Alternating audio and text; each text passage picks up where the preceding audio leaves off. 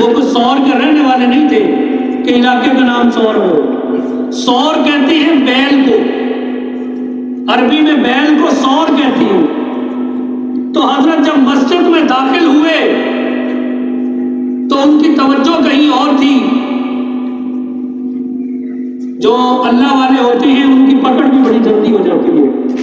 توجہ کہیں اور تھی۔ جب مسجد میں داخل ہوئے تو غلطی سے الٹا پاؤں پہنے مسجد میں چلا گیا۔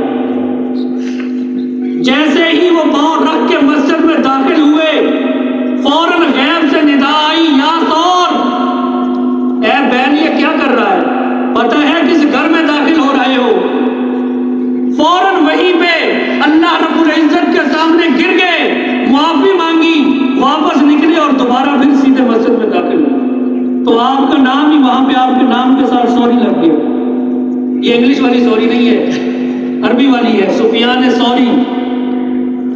تو اس وقت سے آپ کا نام یہ پڑ گیا۔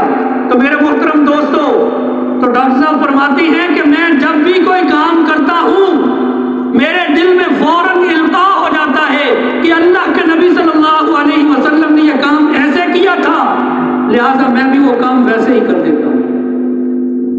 تو میرے محترم دوستو، جب ہم اپنا اوڑھنا بچھونا حضور صلی اللہ علیہ وسلم کی سنت بنا لیں گے، ان کی زندگی، ان کے شعار کو اپنا لیں گے، تو اللہ رب العزت کی مدد ہمارے ساتھ آئے گی۔ اللہ رب العزت ہمارے اوپر اپنی رحمتیں نازل کریں گے۔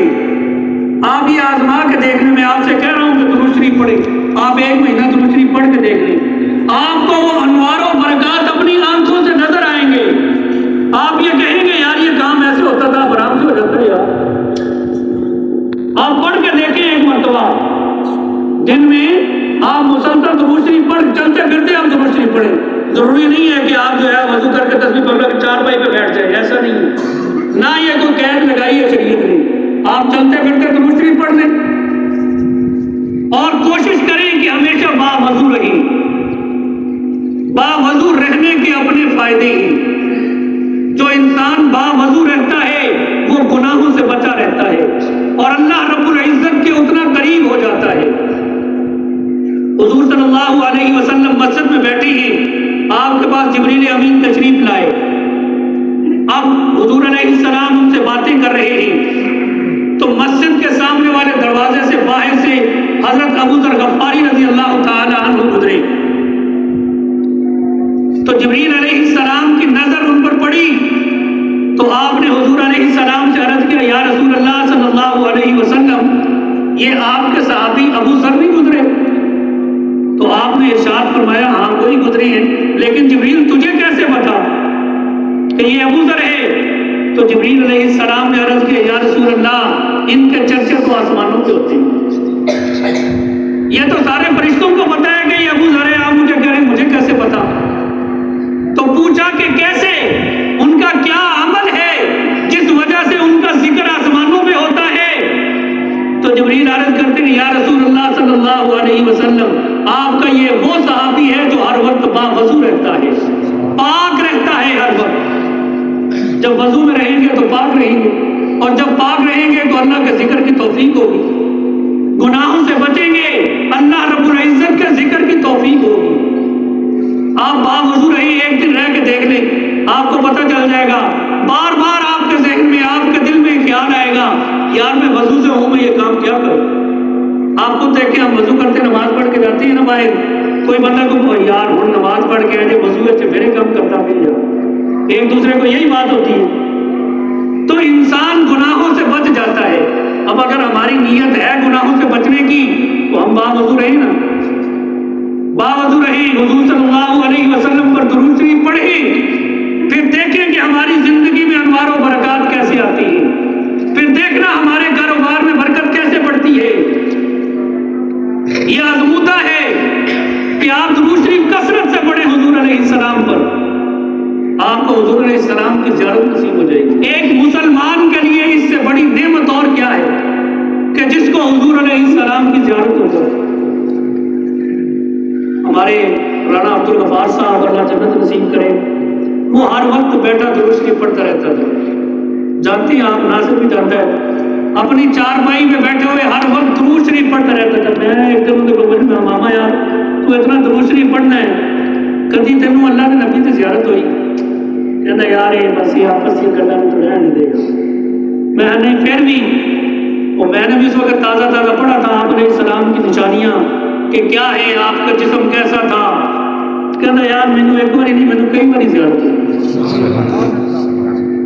آپ کے نال کئی صحابہ کی بھی زیارت ہوئی. میں کہ مجھے ایسا سی حضور علیہ السلام کی جب زیارت ہوئی آپ کے پیر مبارک آپ کی پنڈلی کیویں دی ایسی؟ میں کہ ویکھی پنڈلی بالکل ویکھی.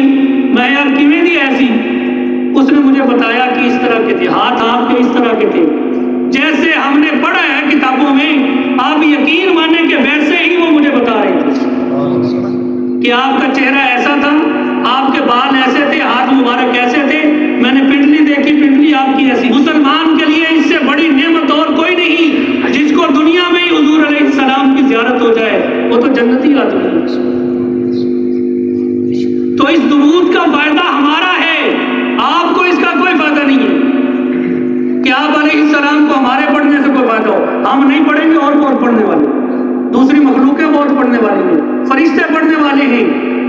تو جب ہم پڑھیں گے تو ہمارا فائدہ ہے, اس میں ہمیں نیکیاں ملیں گی, ہمارے گناہ معاف ہوں گے, قیامت میں ہمیں فائدہ ہوگا, کسی اور کا اس میں کوئی فائدہ نہیں ہے. تو اپنا اوڑھنا بچھونا حضور صلی اللہ علیہ وسلم کی سنتیں بنائیں کہ آپ علیہ السلام کی سنت کیا ہے.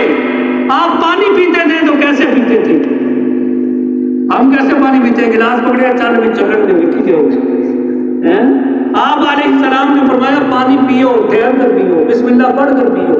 اس برتن میں سانس نہ لو, منہ سے برتن ہٹا کے سانس لو, پھر دوسری مرتبہ پانی پیو. برتن کے اندر دیکھو, ادھر ادھر نہ دیکھو پیتے ہوئے کہ کہیں کوئی ایسی چیز نہ گر جائے کہ جو آپ کی حالت کے اندر چلی جائے. کتنا خیال کیا حضور علیہ السلام نے, ایک ایک بات بتائی آپ علیہ السلام نے کہ میری امت کو نقصان نہ پہنچے.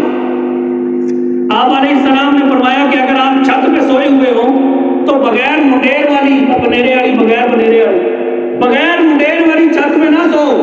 اس چھت پہ سو جس کا منڈیر بنا ہوا ہو کہ سویا ہوا انسان اسے کچھ ہوش نہیں ہوتا, وہ کروٹ بدلتا ہوا کہیں نیچے نہ گر جائے. یہ ہمارا فائدہ سوچ رہے ہیں, ان کا اس میں کیا فائدہ کہ جب منڈیر بنا ہوا ہوگا اگر کروٹ بدل کر اس طرف جائے گا بھی تو آگے رکاوٹ ہو گئی, گرے گا نہیں. تو آپ علیہ السلام نے ہمیں ایک ایک بات بتلائی کہ کس طرح زندگی گزارنی ہے. اگر ہم آپ علیہ السلام کی بات مانیں گے, آپ کی سنتوں کے موافق زندگی گزاریں گے تو اس میں ہمارے لیے کامیابی ہے, ہماری دنیا میں بھی کامیابی ہے, ہماری آخرت میں بھی کامیابی ہے. لیکن ہم آپ کی سنتوں پہ عمل کرنے والے بن جائیں. جتنا ہو سکتا ہے اتنا کثرت سے درود شریف پڑھیں. اتنے فائدے ہیں کہ جو ہم اس نشست میں بیان نہیں کر سکتے.